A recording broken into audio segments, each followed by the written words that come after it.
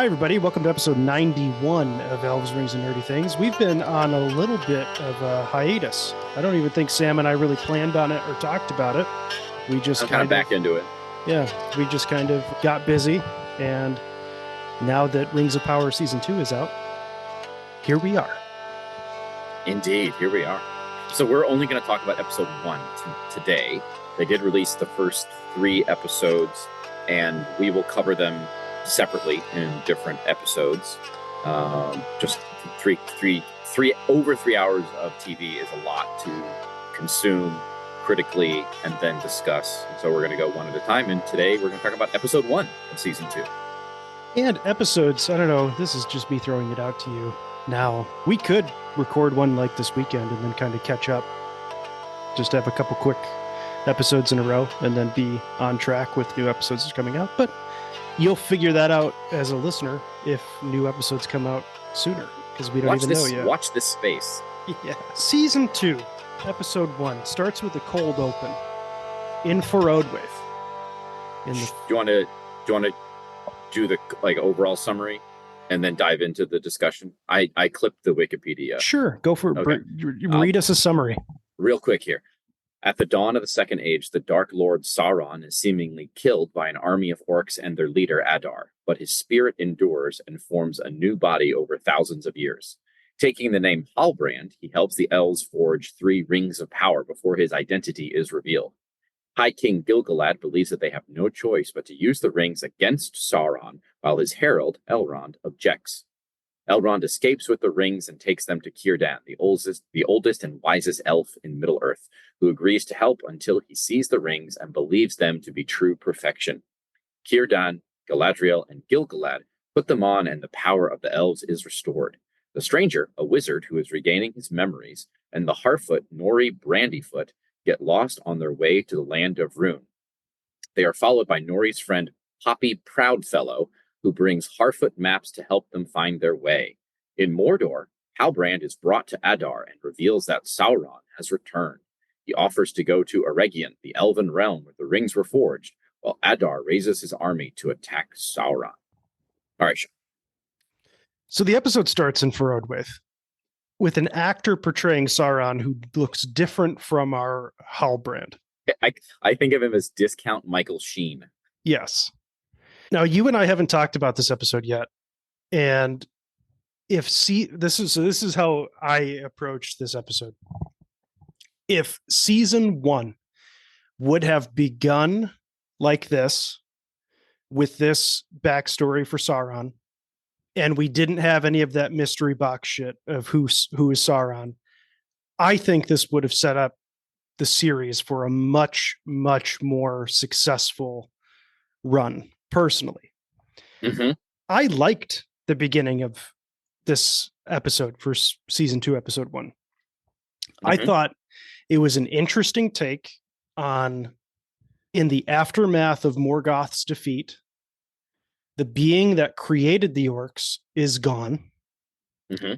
Now, a secondary being who is weaker than Morgoth is trying to take the position of Dark Lord and is trying to assert dominance over orcs. I thought it was an interesting take that, maybe they won't want to serve this guy. Having him killed in the fashion that he did was a pretty brutal start to this season. It was very, as far as this show can get graphic, it was graphic. It was pretty graphic, yeah. So, and I really liked, so I didn't like his exploding into cold, and that's how Forodwaith becomes cold. About that, yeah. That's unnecessary. You could have just had Forodwaith be cold like it was from the beginning, since the first age. That isn't necessary. Yes. A couple other things that happened, in season 1, you see the orcs kind of fused into the metal of the walls. When did that happen? Yeah. So, okay. This is a good jumping off point, because that entire, it was cool. I agree that opening scene was interesting, not without its flaws. One of which was it was way too short there should have been some sort of indication that Sauron's position was already slightly weak before he's giving a speech to a bunch of orcs. Because we just immediately kind of jump into him getting stabbed. We needed there needed to be a conversation between him and Adar about their plans and the tenuous nature of where they were and everything. And yes, show his experiments, show Adar's conflict, right? Because it just jumps right into Serve Adar me. feigning like he's going to crown him and then stabbing him with the crown. It's like that would have been better if it was set up with conversations. And yes, one of these terrible experiments where an orc is fused into the anvil or the stone wall or whatever it was. It was a missed opportunity to really underline what Adar does and the resentment that the creature Sauron, the being of Sauron in whatever form they take, is going to feel even thousands of years later. Mm-hmm. Yeah, so Anyway. that I wasn't a fan of. I So, liked showing his blood turn into like a primordial ooze kind of, yeah, and then slink down underneath for Odwaith, and then Blobberon. slowly like regenerate by taking in like material things like the rat and then eventually a human. It does not make it clear at all, like your reading of the recap, that this is thousands of years, Okay. because it goes straight from the beginning of the episode saying the dawn of the second age. Mm-hmm. And then there's the events that happen. You see Sauron slowly regenerate. And then the first thing he does is go walking. And then they come across humans that say, oh, yeah, there's orcs right there. Yeah. And it's the same it band becomes of orcs. Literally like the day before we meet him in season 1. Yeah. So I will say I had the exact same reaction when I watched this episode for the first time. The second time I watched it on a smaller screen and I was able to pause it and play it more easily. The way that they demonstrate the passage of time is by showing how much the stalactites or the stalagmites grow in that cave. If you have to I had to rewind it, pause it, and look at the relevant sizes of the stalagmites, but that's how they demonstrate the passage of time, which is very easy to miss because it's also a dark scene. It's in a cave. There's like a beam of light shining on the pond or like the pool where his blood is congealing or whatever. And it also happens relatively quickly. And it's also not a like common enough way to demonstrate time passing where where just a normal viewer is going to pick up on that for the first time and understand the significance. Like if you showed a building deteriorating over time or like a mountain eroding or some like significant object that people know only take or like requires thousands of years to happen, that would get your point across. People have no idea how fast or slow stalagmites grow. So even if they see it, it's still like a weird computational thing. Mm-hmm. And then to have one of the first interactions of this new Sauron, this Hallbrand Sauron, to have him then immediately like encounter orcs like marauding through this forest, it doesn't help your trying to show that time has passed when it's like, oh, are these the same orcs who just left for Odwith after they killed you? And it's only been like 2 weeks since you've been killed and come back. So it just didn't make sense. It was hard to follow. I really, really did enjoy their attempt at filling in blanks of the lore with that turning on Sauron and having him be killed.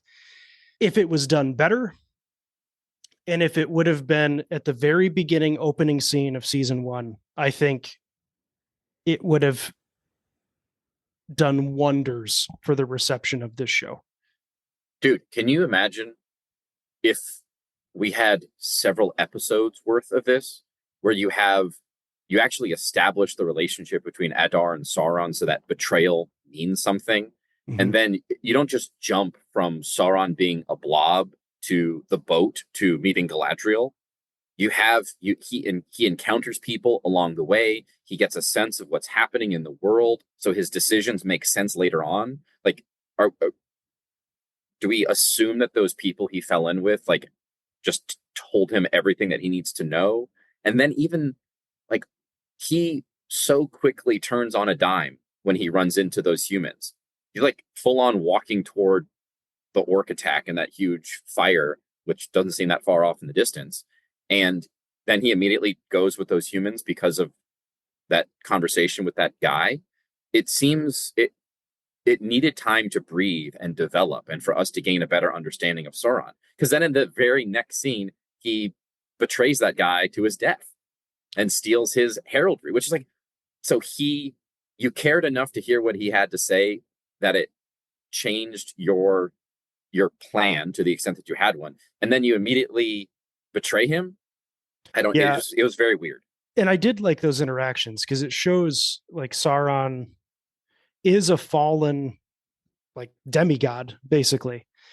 And I liked that they showed that Sauron did have hesitations because there was the conversation on the boat right before the old guy died and he's like, you chose to do good. Now you just have to keep choosing to do good until it becomes part of you. Like, and I liked seeing that hesitation in Sauron.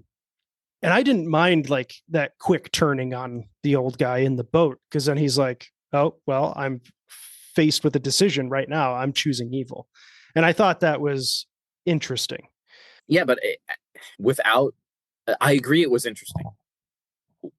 Here's where I'm coming just in the process of this conversation. They messed up the stranger and Sauron. Sauron post murder should have been slightly amnesic. He should have been suffering from amnesia. And he's getting these flashbacks and he's slowly piecing together who he is and what he's done and what he is and how powerful he is. And it's through the course of his adventures, for lack of a better term, that he either truly embraces his identity after trying to suppress it or overcome it or whatever it is. Like in a moment of extreme danger, he uses his power to, defend people, and he becomes a revered figure, and then he betrays. There could have been so much there with him kind of taking on the story beats that the stranger had, but instead they did the mystery box approach, like you said at the opening. Do you have anything else about the intro to this episode and Sauron's backstory? No. It kind of bothered me because I was just like, this is what we could have had. And that lasted for like however long this opening sequence was, and then we were like right back into the timeline from episode or from season 1. It's like, oh yeah, this is what they did. Yep. Yes, we should talk about that. But I'll say so much. I watched the season 1 recap, and there's still so many things that I like vaguely remember that just like, and some of it's hard because it doesn't make sense logically, the things that the characters did. Like they weren't consistent over the course of the story, or they weren't consistent with the characters that we know from the books and the show. So I'm like having a hard time remembering like exactly which elves were aware of what information at the end of season 1 vis-a-vis Halbrand. Galadriel knows that Halbrand was Sauron. And then Elrond knows that Halbrand wasn't who he said he was, but he doesn't know based off of the scroll. Yeah. Based off the scroll. And I'm assuming like the weird Galadriel vibes that he was picking up. But then are we to assume that Círdan was told nothing? Neither Elrond nor Galadriel told Círdan, oh, by the way, no, or was there a conversation where they're like, don't let him back? You mean Celebrimbor? Celebrimbor, yes, excuse me. Yeah, because Círdan, definitely doesn't know who Halbrand is. But yeah, Celebrimbor, all they tell him at the end of season 1 is Sauron isn't who he says he is, or Halbrand isn't who he says he is. Don't trust him, basically. Okay. Galadriel never says who Halbrand is in season 1. Okay. This episode, after the backstory of Sauron, they jump to Elrond being chased by Galadriel. Elrond is currently in possession of the rings, which the 3 elvish rings.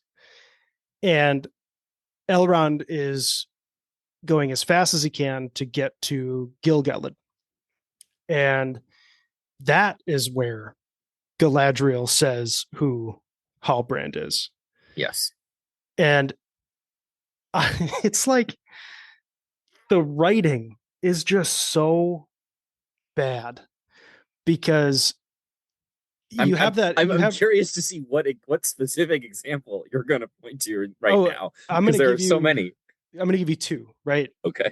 Just off the top of my head. The first one is Gilgalad going, "Oh, so you're telling me now that Sauron has returned or something like that?" He's like, "Yeah, she's been telling you that since the episode 1 of season 1. Yeah. Like Yep. this isn't new to you, man. Like now she can just like verify it for sure, but she's been Hmm. telling you this and you've just been ignoring her." So that bothered me. And then if the Harfoot stranger references, if they do callbacks to Lord of the Rings writing anymore, I'm I, going to flip my shit I because it was the we're going in circles. It was so blatant. And it's I like, wanted to vomit. It was so bad. It yeah, was it, okay. So we'll get to that because there. Yeah. I mean, it was a very frustrating reminder. Because we were so. I want to say this. I was cautiously optimistic when that second trailer dropped. It's like, yes, this seems better. This seems cooler. There's opportunities to do stuff. And then you see these interesting, okay, the idea of Sauron being betrayed and dying and coming up with a new form, that's interesting. I but would it's like not to have seen it. executed well. It's not, yeah, it's like, okay, so that took up all of 10 minutes, and then you're just right back into the same story.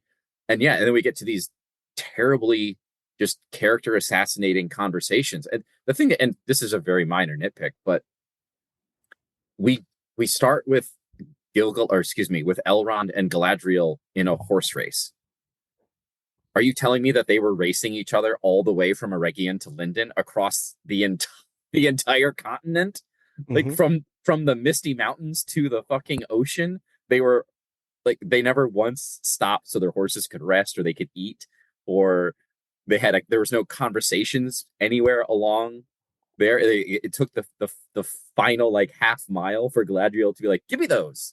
Like it's just it yeah, it's one of those things where it doesn't make it, the characters wouldn't do that. That wouldn't happen in real life. It wouldn't happen in a fantasy universe. And yeah, and then those conversations are just so incredibly frustrating. Here's the other thing that really gets me is in that first three-part conversation with Gilgalad, Elrond, and Galadriel, each of them is speaking in both English and then in Sindarin. Mm-hmm. But there's no, they use Sindarin as if their other dialogue is just in English. So it completely breaks the fantasy that they're just speaking Sindarin when they go back and forth between the two. It's like you either have them only speak actually Sindarin, which would be a huge commitment, but kind of cool, or just have them speak English and we know that it's Sindarin. Like in the Lord of the Rings movies, when they would break into speaking a different language, it was for very specific contexts. Like Mm-hmm. the conversation between Legolas and Aragorn when they didn't want the people around them to know what they were talking about. And then it was dramatic when Aragorn said, "And I will die as one of them." Or when the Fellowship of the Ring, right after Gandalf dies, and Aragorn is talking to Haldir and Yes. switching to or to Elvish, and then the hobbits don't know what's going on because they Yes. can't understand. Yeah, Yes. so there's instances of that, and I that was jarring too in this scene, and we're getting more of that time and space jumping.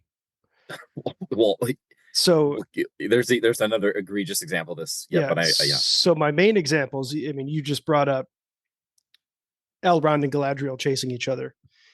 Then there's another scene later on after Elrond jumps over the cliff and then escapes. Which that's like the Michael Scott improv version of that scene, right? It's like, Yeah, what's the most dramatic possible thing that could happen right now? which Take a is fine. header off this Like, fucking cliff. yeah, I mean, it's fine. I didn't hate that. But you have at the very end of the episode, you have Sauron suddenly going from the Southlands all the way to Lindon or all the way to Eregion. and he beats the messenger who was sent by Gilgalad. Mm-hmm. And the message says Halbrand is Sauron.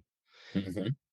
How does Sauron get to Eregion before the messenger is able to go from Lindon to Eregion?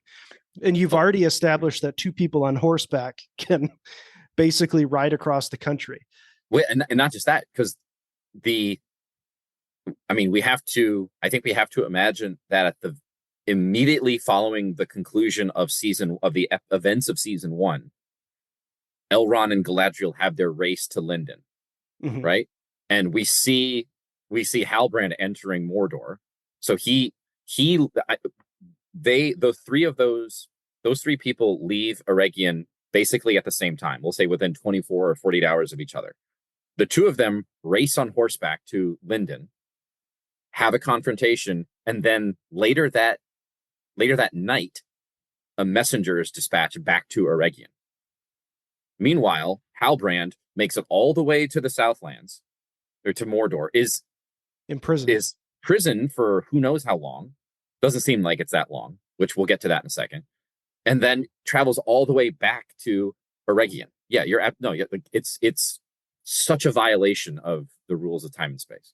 Mm-hmm. And it's like the Sauron going back to Mordor at the end of season one. To me, it proves that the writers have no idea what their plot was at the end of season one, because you have their character, their main bad guy, has this look of confidence. Yes. Like he knows what he's doing. He's going back to Mordor to claim his throne. He has like a smirk on his face. Yeah. Right? And then the next time we see him in season two, he's beat to shit and he's imprisoned. And it's like, I don't think they knew what they were doing. Like, at least, and it's the same problem we had with, oh God, what was it recently? Where they didn't plan out multiple, like Game of Thrones. Oh yeah. Yeah, like where you don't know where it's going, and then you kind of just make shit up as you go, and then it's not very good. And it was very evident with this that Sauron at the end of season one, I think they had him planning to go and like just take control. And then we had that rework of his backstory, and then they had to be like, well, no, he's going to do this now. But then it doesn't make sense with where we left off in season one. So it just feels a little disjointed. 100%. And they're missing opportunities to have to create scenes that would be interesting and cool and advance the story, such as Sauron surrendering. Right? Halbrand could surrender him. He comes in and he's saying, like, let my people go. Like he's literally a line from Moses. Why don't we have at least one or two interactions with him to establish that he, like, not that he cares about the people of the Southlands, because obviously he the character Sauron doesn't, but the facade of Halbrand should, right? There should be something there to assist in this facade that he's presenting as the king who's then like will do anything to save his people, will betray the elves to save his own people, will put himself in mortal danger to save his people. Like there's nothing behind that. He just shows up in chains and then is like telling Adar exactly what Adar needs to hear, which by the way, didn't you think that was kind of, there were certain lines there. It's like, how would Halbrand know this if Halbrand wasn't Sauron? Right? He's quoting Galadriel, because he's saying that the elves are working with Sauron. And he says, and what gets Adar's attention is a power not of the flesh, but over flesh. Because that's what Sauron said in Ferodwaith. So when he uses that reference and says, oh, this is what Galadriel said, the power they're looking for, it's supposed to make Adar go, oh, maybe it really is Sauron. Yeah, and I think this is where it would have been helpful to know how much time has actually passed since the events of season one, because they were like, oh, you Halbrand, like Adar and Halbrand met at the end of season one, and then the volcano erupted and everybody went everywhere. And then Halbrand comes back, and it is just season one was so convoluted that some of those things in my mind, it's unclear what these characters have actually done together and what they have done separately with other people and how it all matters, because we're hinging on like the use of certain words, which in some contexts are used to reveal characters' identities. Like power over flesh is used to reveal that Sauron is, or Halbrand is Sauron, when it's used by Celebrimbor in front of Galadriel. And then when Halbrand uses it, it's to imply that he knows Sauron is working with the elves. It's just, I didn't like it. I thought Adar was way too trusting of this character, was way too, the whole like torture stuff too was so weakly implemented. It's like, you'll be begging for death by the end. It's like, Waldreg hit you a couple times and your lip was bloody. Like, and even those things, like, he doesn't react like somebody being tortured reacts. He's just like sitting there like, as they're hitting him with a club, like breaking his ribs and like breaking his arm. That's what should be happening, but it's not. It's like, it's terrible. A bright spot of that scene though was him using the black speech to like tame the wolf. Yeah, I love that. Or that was great. That was great. That was great. Like, that's the type of shit that Sauron should be doing in order to build up a power base as a rival Dark Lord to Adar. And then the two of them can just duke it out with these hordes of mindless orcs and wargs. Instead of all of this, I'm going to trick Adar into attacking the elves and then like swoop in and take over. Just take over right now. And the other thing that kind of gets me is Sauron is supposed to be a fallen angel. Literally everybody else is just immortal.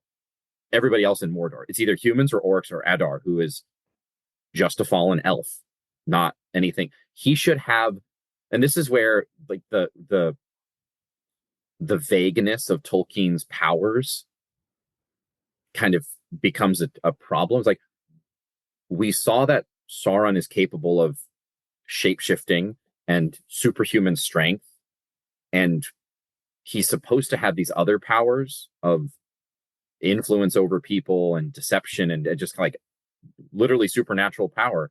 But we don't see any of it.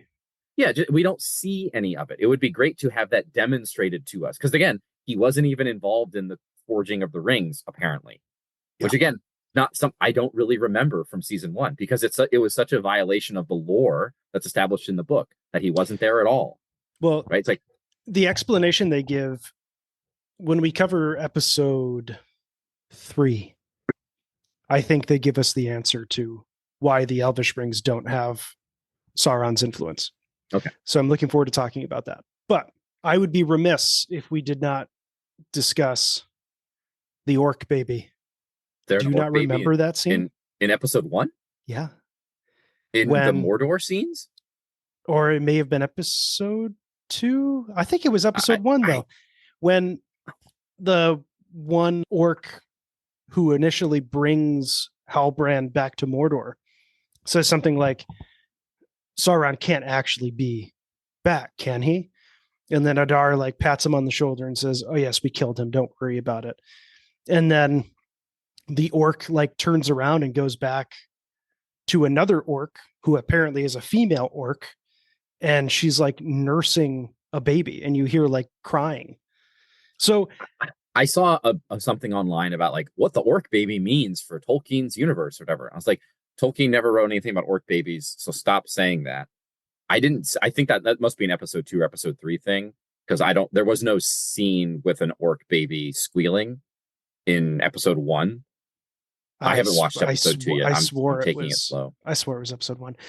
There's a good chance that it might be episode 2, but there is definitely an orc baby. And if it is in episode 2, we'll cover it in more detail when we get to it. But you heard it here, folks. Orc babies and orc women as well.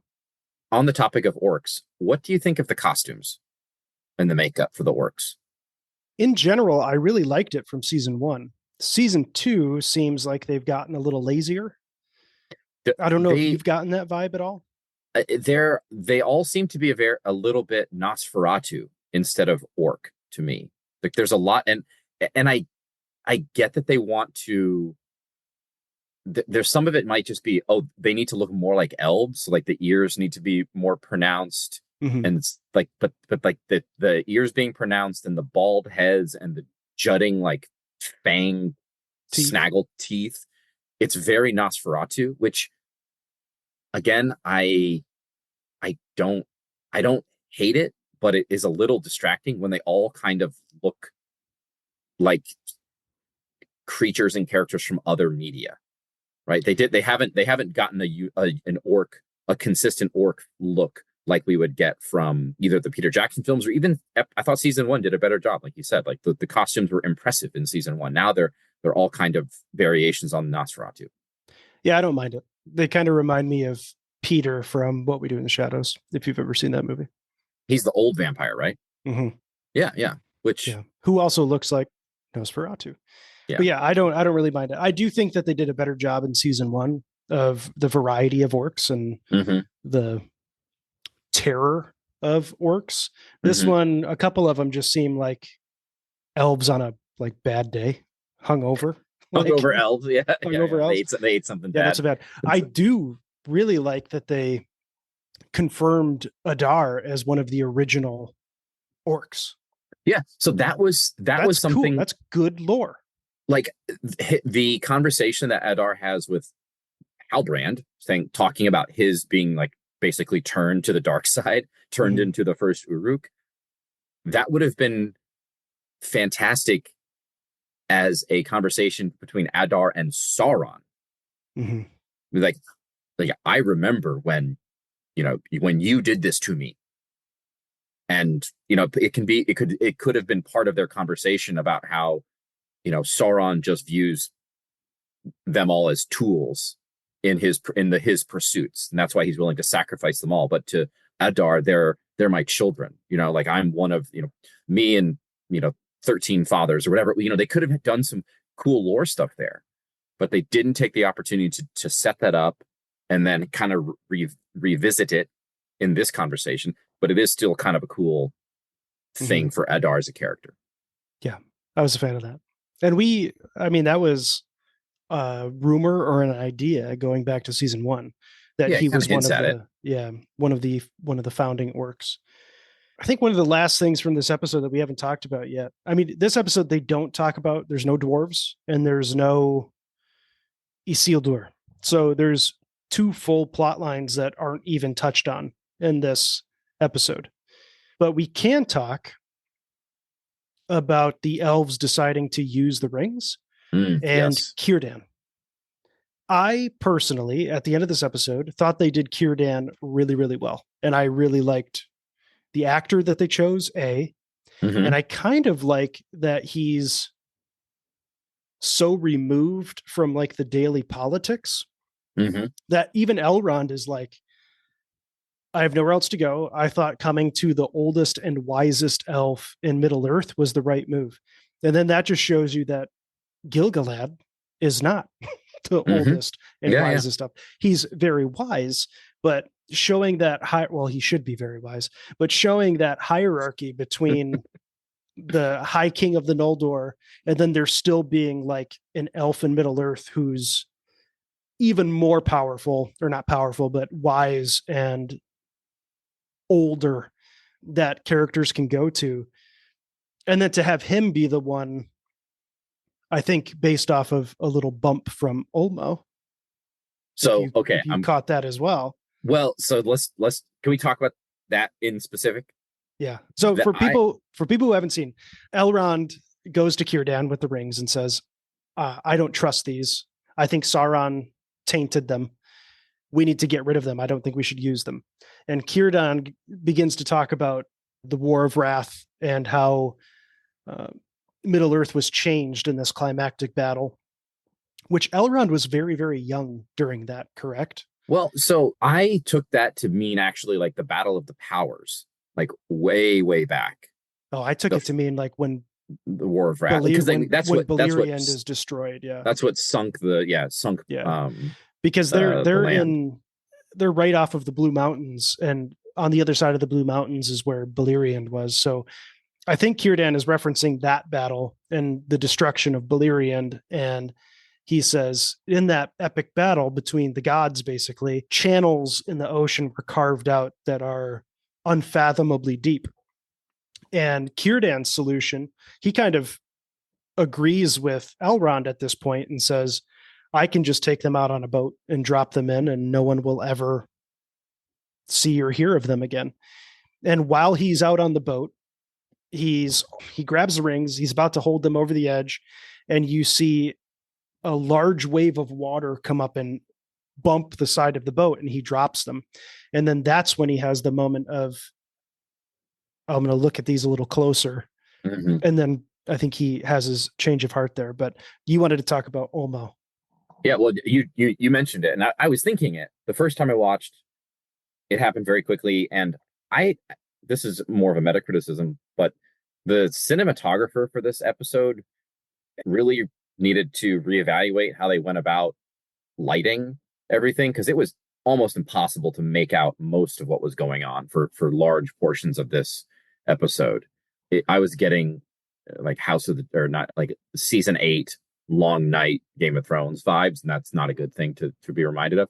But yeah, so I had a hard time figuring out what it was the first time, but I kind of was like, that was a larger, the splash was important.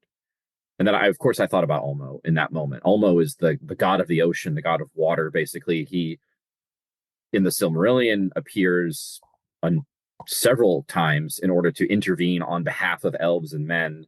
I think he like tells Turgon to go found Gondolin. He helps out some. Does he help out Turin at points? Gives Turin armor, I believe. Yeah, he's very probably the most involved of the Valar in directly intervene or directly engaging with the free people. Anyway, so there seems to have been some sort of special intervention.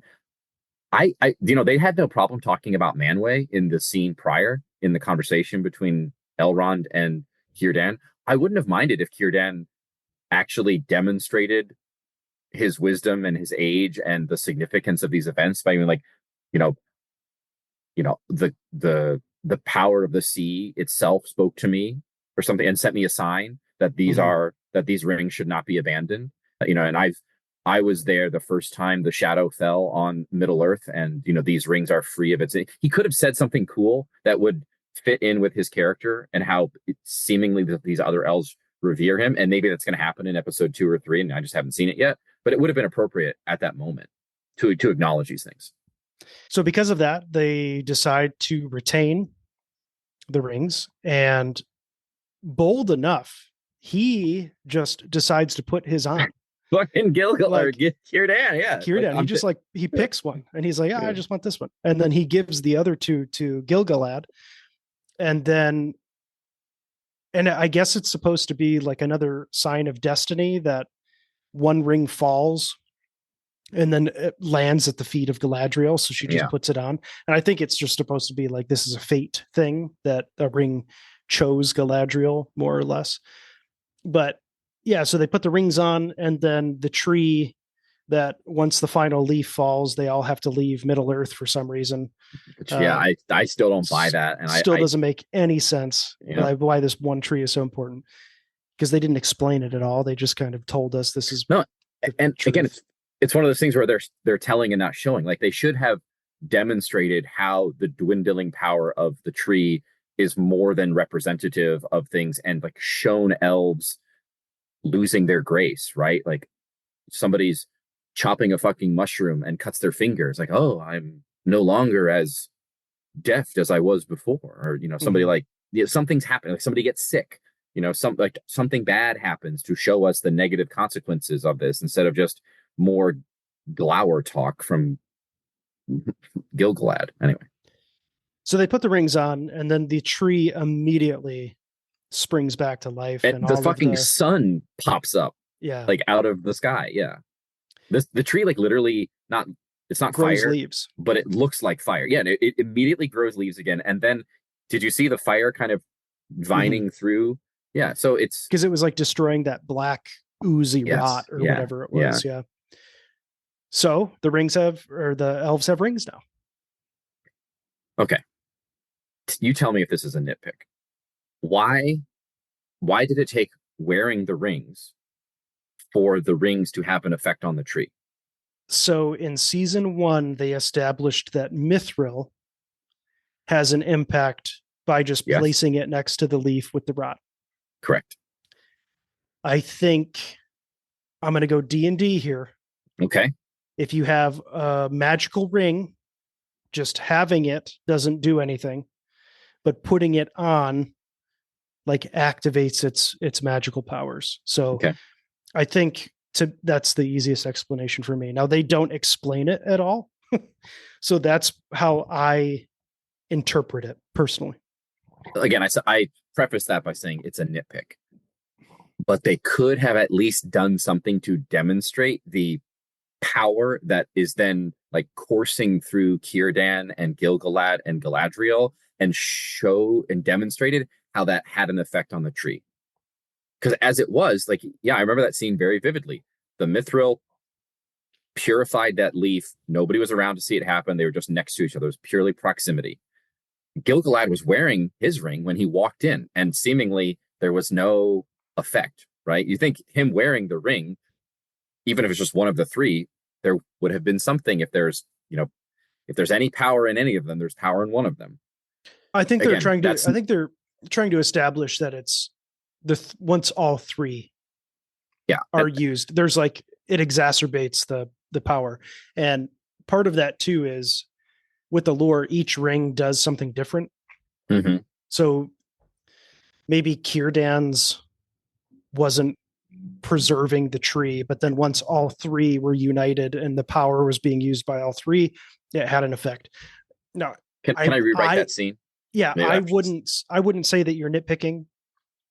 I I want them to explain more instead of leaving it to individuals to have to interpret. Because if you've like with the Olmo thing, your addition of lines of Círdan explaining what happened is way more powerful than a layperson watching who's never seen Lord of the Rings or read the Silmarillion or whatever, watching this episode, they have no clue like the meaning or importance of that bump.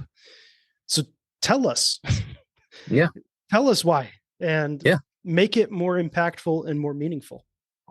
So here's how I would have done that scene, right? So the rings are air, fire, and water, right? And so let's say that all three need to be worn and used intentionally in order for the magic of the mithril to have an effect. They've gone out of their way to demonstrate that fucking stream at the base of the tree, right? Which now, then once we got a big like helicopter shot of that, I was like, where's that water coming from? Because it's like a fucking jut of granite. Like that's no artesian well is going to go that high into the fucking ground and then pop out at that volume. That's regardless. That's a complaint. And again, it's one of those things where it's like these they do all of these small things wrong just enough to like chip away at the believability of any of this. Anyway, so Círdan needs to put his fucking hand in the water. Somebody needs to put their hand on the tree, and then somebody needs to like put their hand on the ground or something like to demonstrate that it takes intention to direct the power of this. And then the like slowly like through the water and through the ground and through the tree, things heal. And then like when they put the rings on, they need to get like just a little uplighting, right? Just a little yellow golden glow to remind us that the elves are fading, and now that fading has been arrested, and you can demonstrate that visually with a little inner light, which they even establish earlier in this episode when Elrond says, "The light of Valinor used to shine on your face," to Galadriel. As soon as she put the ring on, boom, the light of Valinor is back. It's like they set things up that they don't pay off, and they pay off things that they don't set up. It's like screenwriting 101. And I was in my old age, I forgot. It's the same fucking showrunners from season one, and the things that we didn't like about season one, they're not going to change. Anyway, so that's how I would have done that scene slightly differently in order to demonstrate why the rings work and how, and just hint at how they work. So we talked about pretty much everything that we wanted to talk about in this episode. Not the Harfoot stuff. We don't need to. The next episode 2, we get a lot more Harfoot stuff. Okay. And we can talk about it more. Because I mean, to me, not much really happened with the Harfoots outside of them finding blatant food. Yeah, and knowing that they're being followed by a guy in a mask. Well, they don't know that. Oh, no, they don't. But I'm saying we know that. Oh, yeah. Which, I mean, when you saw that mask, what did you think of? Steampunk. Okay. Yes. I also thought of a Death Eater. And you know those little devil masks from Baldur's Gate 3 that are like random loot drops? It's like it looked eerily similar to that. Yeah. Anyway, so real quick on just the whole going in circles thing is so fucking frustrating because one, they haven't demonstrated that to the audience. Like they haven't shown the audience that they're in circles. And so like we're already there. So that line, all it does is remind us that you stole it from the two towers. And then they're in the middle of an open landscape. Like it should not be hard to navigate based on waypoints, which you think Nori would be able to do because she is a nomad. And like in the when Poppy shows up and she's like, oh, we've got to sing this song. Hey, by the way, as soon as we sing the song, look at those very noticeable fucking pillars that we could have been using to like direct our travel. It's like Emin Muil was described and then shown to be a treacherous place to navigate because it's a bunch of deep crevasses and rocks that all look the same. There was no high ground once you were in it. And that was the reason that they needed a guide.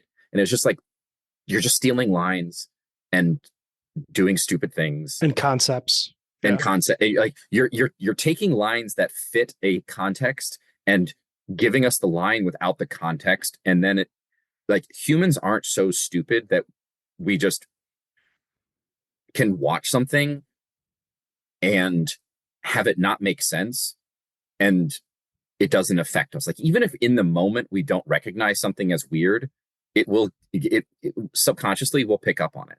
And like Haley was like watching that whole thing. She's like, is Nori flirting with the stranger? You know when she tries to like put on that little pouty face to get him to do the thing with the tree?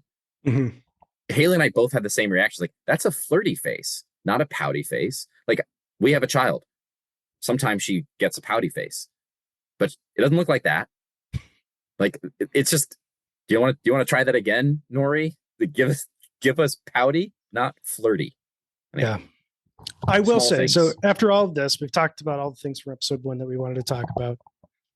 I will say I liked this episode more, I think, than almost every episode from season 1. Personally.